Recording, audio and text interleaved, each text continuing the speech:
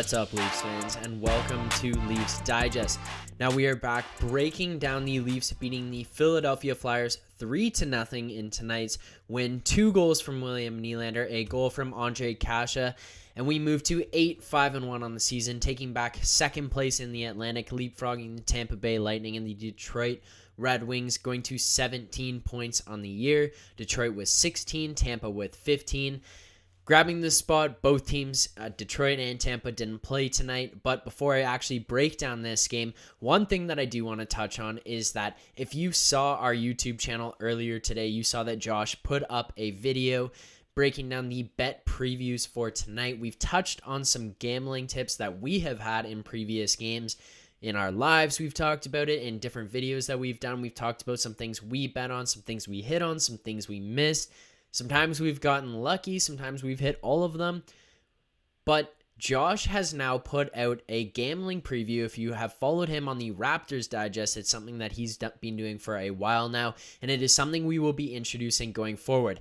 Now, at full disclosure, Josh and I, neither of us are expert gamblers by any stretch of the imagination. Every time we're doing this, it is just for fun. So we are not giving you these tips as, hey, this is free money. We're giving you these. Hey, if you want to bet with us, if you want to have some fun with us, here are our bets for tonight. This is what we're going to be riding with. These are our fun bets. This is what we will be rooting for. They're fun things to cheer for. They're fun things to watch. And hey, you might win some money along the way. Now, with that disclosure out of the way, I do want to touch on the bets that we had tonight. Josh and I put our brains together, or not so together, and didn't come up with anything great if you want to look at it this way. We put together 4 bets. We had Auston Matthews over 4.5 shots on goal, Auston Matthews anytime goal scorer, Wayne Simmonds anytime goal scorer, and the Leafs winning this game straight up. Leafs money line in this one. And if you watch the game tonight, if you have any idea about what went on, you know that we went 1 for 4 on tonight's bets. So hey, we did pull some money in, but obviously Auston Matthews, no goal. Wayne Simmonds, no goal. Auston Matthews, I believe he finished tonight's game with 2 shots, so that was a bit of a bummer. But hey, the Leafs did grab the win tonight. As I mentioned, 3-0 versus the Philadelphia Flyers. So with our gambling recap out of the way, and you can tell exactly how poor our bets were tonight, you can stay tuned, and before Friday's game, Josh will have another video up, or I will have another video up breaking down what bets we will be riding with going into that night's game. Tonight, the Toronto Maple Leafs defeat the Philadelphia Flyers 3-0, and the story of tonight, no captain, no problem, which begs the question, do we need John Tavares? I'm kidding. That is not the topic of tonight's game. That is maybe something we can get into later on, and I'm sure after I said that, there are Leafs fans who are going to be going nuts in the comments saying, this guy is garbage, get rid of him, we don't need him, we're better without him. Say all you want. I understand there is an entire group of people who may feel that way. Let us know in the comments if that's how you feel. You can let us know right now as you go there and you subscribe to this channel, because we are on the road to 2,000 subscribers. If you have not yet subscribed, make sure you do so right now. And if you don't want to do it right now, you can do that at the end of the video. Every subscriber counts. We appreciate it all. But no, John Tavares, a little banged up, doesn't get into tonight's game. He has to sit this one out. And Semyonov makes his NHL debut. Now let's touch on him right away here. Semyonov getting into his first NHL game. He looked fine. There was no real concerns about him being in the lineup. I didn't have. We know he wasn't going to be playing big minutes. There were other guys who were going to have to fill Tavares' role. It was not up to Semyonov. So I wasn't looking at this one panicking, going, oh my goodness, what is he going to do in this lineup? But he slotted in. He looked fine. He looked comfortable. He didn't look out of place. I was fine with him being there. But that being said, he didn't stand out by any means. It was just a guy who fit into this lineup. He's a guy who's on an entry-level deal. He's pretty cheap. He's a younger guy making a debut. He looked decent. He's a guy that we could potentially give another shot to going forward. I don't have any problem with that. The other benefit of this is 2 parts. A, the cap situation, and B, being able to move him up and down based on waivers. This is a guy who doesn't have to clear waivers to go from the Marlies to the Leafs. We can bring him up and down as much as we would like. So having him in there, having that option, knowing that this is a guy who can play NHL minutes is a comforting feeling. going forward. Now, based on tonight's game, actually, Justin Hall slotting in for Travis Dermott is one of the leading storylines going into this one and coming out of it as well, based on what the D pairs were. And before I actually break this down specifically, I do want to remind everybody, because this is one thing that can never ever get out of my brain for whatever reason it is. Back in the 2015 draft, and if you don't believe me, go and look at it yourselves. I was watching this live when it happened, kind of scratching my head of what was going on.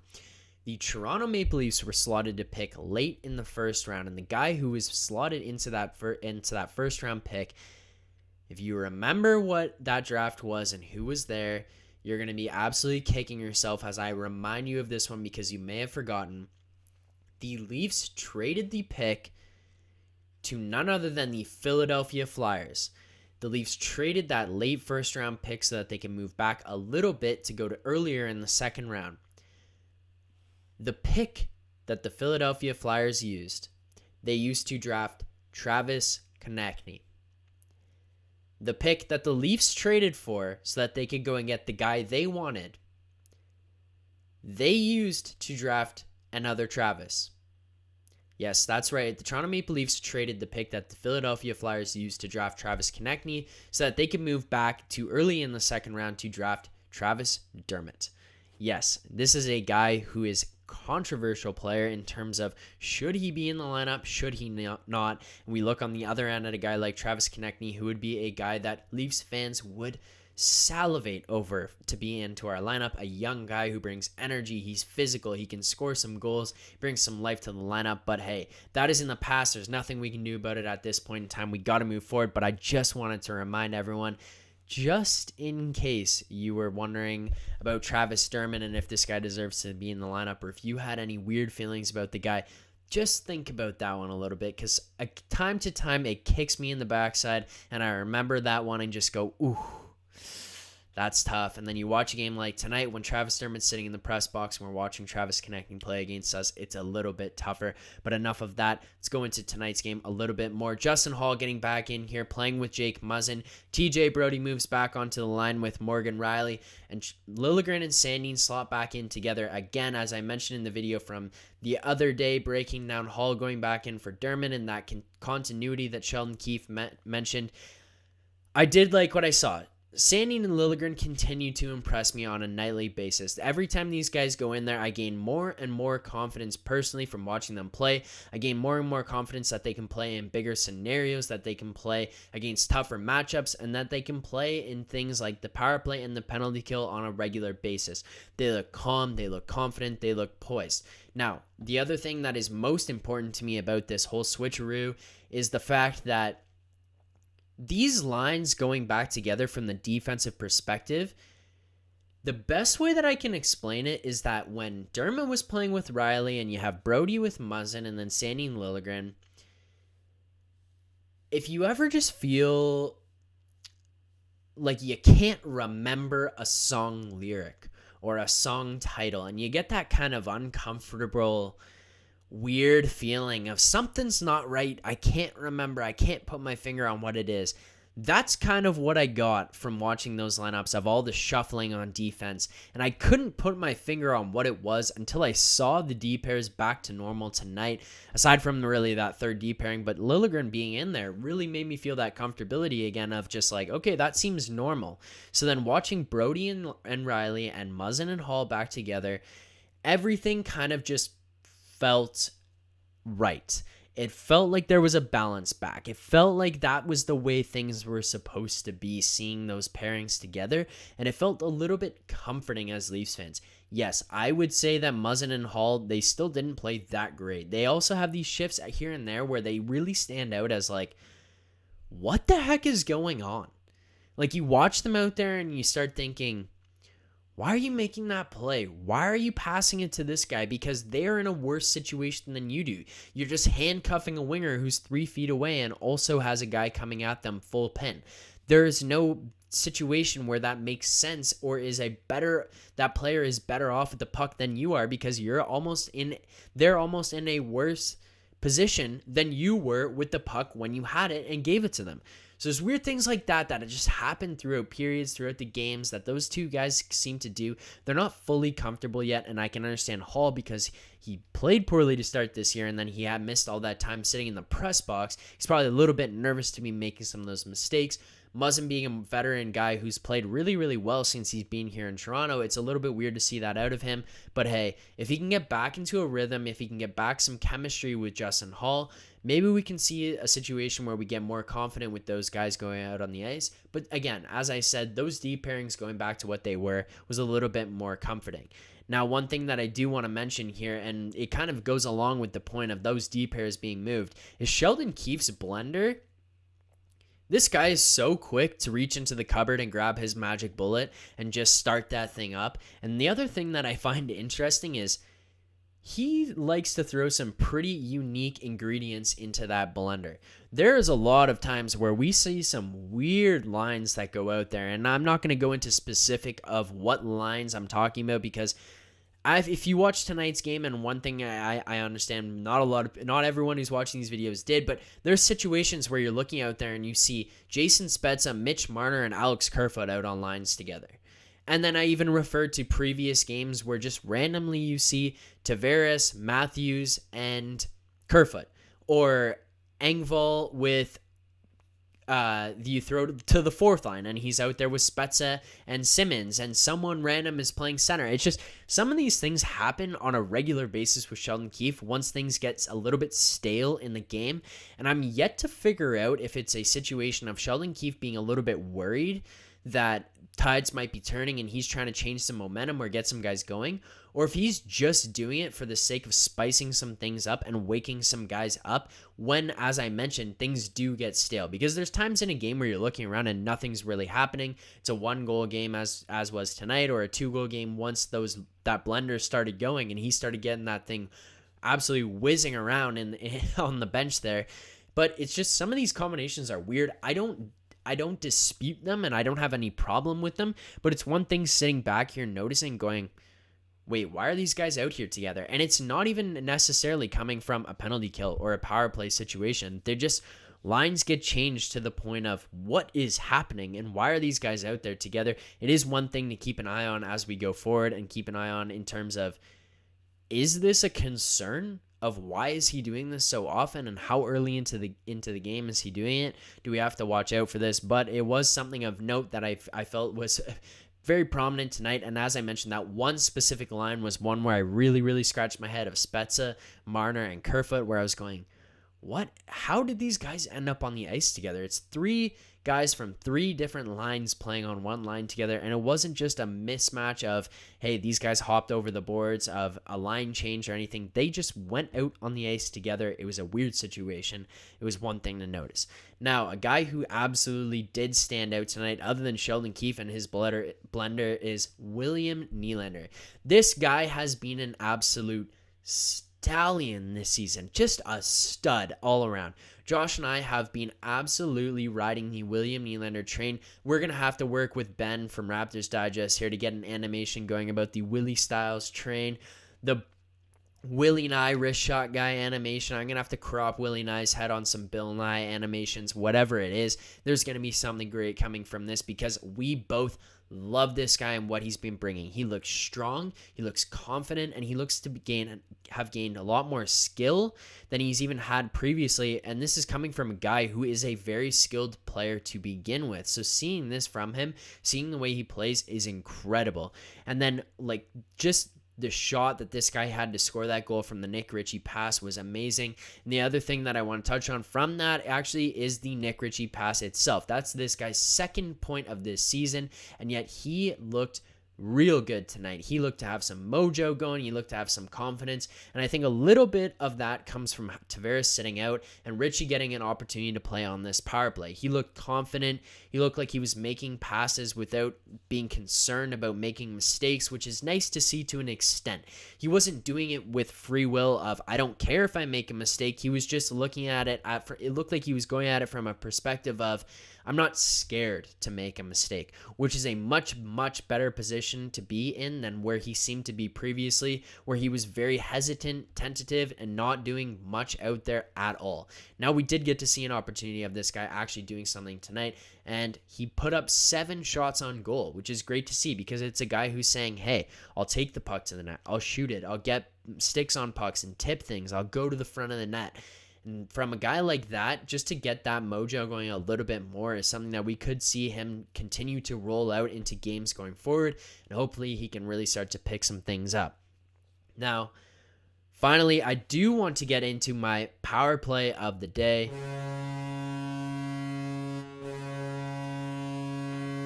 My power play of the day is going to come for 2 reasons specifically, and it's going on this one play, and that is Ondrej Kase's goal to push this lead to 3-0 tonight. The biggest things on this one are, first of all, it was Ondrej Kase's 100th NHL point, so congratulations to him. Claps all around for Ondrej Kase, 100th NHL point. That is a huge deal. Guys don't even get to 100 NHL games, and for you to score 100 NHL points is a massive, massive ordeal, so congratulations to him. But the biggest thing here is going to be that overall play, and this is the power play of the day. It's not just the congratulatory way to go, Ondrej Kase, pat on the back of the day. This is the power play of the day, and it starts with Alex Kerfoot putting in an insane amount of effort, going 110% balls to the wall, going and stealing that puck from the defenseman and making a great heads-up play rounding around the back of the net, finding Ondrej Kase in the slot, and then Ondrej Kase with an absolute snipe from one knee right in the slot there. It was just a great play all around, and Alex Kerfoot is a guy who I personally have been growing a lot more fondly of as this season has gone along, as his time with the Toronto Maple Leafs has gone along. I respect what he can do in this lineup. I respect what he's done into this top 6 and the kind of contributions that he can make for a guy playing in the top 6 on a left wing position at $3.5 million. I like what he's brought, and I think that was a great play all around, just showcasing the effort, the skill, and the heads up passing vision, all of it wrapped into one. And then the final part of that would be Ondrej Kase with the great goal and the 100th NHL point. It's hopefully something, again, Nick Ritchie, I touched on him, hopefully getting a little bit of a rhythm going here, some confidence. And again, for Ondrej Kase, this is a guy who can score some goals, so hopefully he can keep it going and get that rolling and start to produce a little bit more, because it can just make that third line a whole lot more lethal. Now, before I get into the grades of the game, I do want to touch on one last thing about the defense. That Hall, Muzzin, they were kind of quiet tonight. They didn't have the greatest night, but one thing I think specifically is that Hall being into this lineup, I would like to continue to see him here, especially with this team winning and responding after just getting thumped by the Los Angeles Kings the other night, 5-1. Hall being in the lineup, he is a little bit more of a quiet player all around. Yes, he has been playing poorly to start the season. I cannot dispute that. He was -7 to start the year. It hasn't been pretty. -7 through 7 games, like, that's really, really not good. But the other side of this is just that Hall is a quiet, more cerebral, potentially is the best word to use, player. Even when he's playing poorly, it's still a quiet poor. It is noticeable, and I'm not trying to say it's not noticeable that he's not playing well, but it's more of a subdued bad. Whereas Dermott is a jittery, fast, chaotic, head-faking, shoulder-shimmying player, and when things aren't going well, all of that just starts to snowball and look like this massive avalanche of gong show, really. Like, it just starts to turn chaotic for him, for his D partner, for the forwards. It just becomes chaos. And when it becomes chaos, it becomes a situation of not wanting to be involved in that. I don't know if the players feel it the same way we do as fans, because watching that, when that chaos ensues, it's nail biting. You're sitting on the edge of your seat going, not in a good way of, oh my God, something good may happen here, but something bad will happen here. When is it going to be, and what exactly is it going to be? It's that little bit of chaos that he can bring to the lineup. And I think with Justin Hall out there, even if he's playing poorly, him compared to Travis Dermott is a little bit more calming for the people around him, because it's not as hectic and insane. Now, My grade of the game, I'm going to wrap this one up with our grade of the game. For tonight, I'm going to roll with an A. Not quite good enough to be an A+, but it was still solid. You come off of a 5-1 thumping at home to the Los Angeles Kings. You roll out onto the road, head into Philadelphia, which is a volatile barn. You're playing it against a team that is healthy, that's pretty good. They've got a great goaltender in Carter Hart, a solid lineup from top to bottom, and guys who are playing really, really well this season. You're missing your captain. You're switching some things up on the defensive end, and you pull out a 3-0 shutout. William Nylander shows up, gets the first and second goals, pushing that core 4 stretch of goals to 16 straight, but then finally being snapped by some depth from Andre Kasha.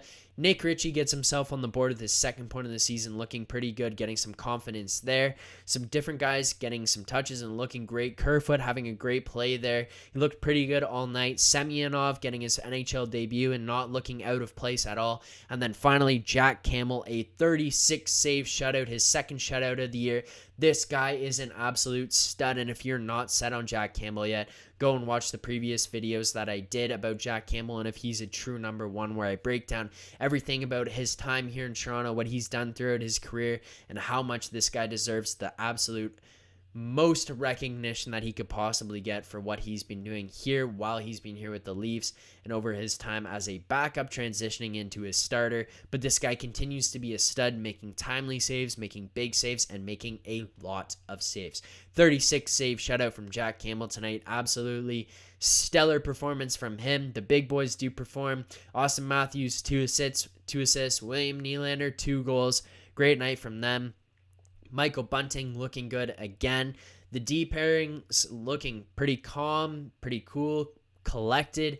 It was a good night from them as well. So we roll through this one with a 3-0 win. Again, moving 8-5-1 on the season, second in the Atlantic. Feeling good about this Leafs team as we roll into Friday's game back home against the Calgary Flames. Friday, November 12th at 7 p.m. Again, against the Calgary Flames. I'm looking forward to this one. I would imagine Jack Campbell will be in net. But hey, if you are not subscribed to this channel, make sure you do so right now. We are on the road to 2,000 subscribers. If you've subscribed now, you can get notifications of videos coming out. You can see our pre-game betting previews that we will be rolling with, what Josh and I are picking. You can also follow us and subscribe for the most news, breakdowns, analytics, just game reactions. All of it will be here on this channel. And the final thing that I'll say before I wrap this one up, if you want to follow us on Instagram, Twitter, or join our Discord, you want to join a community of Leafs fans, people talking about the Leafs, you want to ask Josh and I questions, you join that Discord. It is in the link in the description to this video right now. And finally, if you were interested in a social media position with the Digest Media brand, make sure you hit up my personal Instagram. It is right here on the screen, right below me. Message that account right now. I will get back to you guys. We're looking for people to join our team, help us grow the social media. So if you're interested in that, let me know. I will get you in touch with the right people to move forward with that. Leafs fans, great response by the team tonight. 3-0 shutout over the Philadelphia Flyers on the road in Philadelphia, playing against Carter Hart and a healthy Philadelphia Flyers team. I feel good about this team. I like what I've seen. And hey, D pairings back to normal. We did this without John Tavares in the lineup. Let's see what we can do once we get back to fully healthy. And this team is absolutely rolling again. Leafs fans, we will see you guys at least on Friday after the game against the Calgary Flames. Keep believing.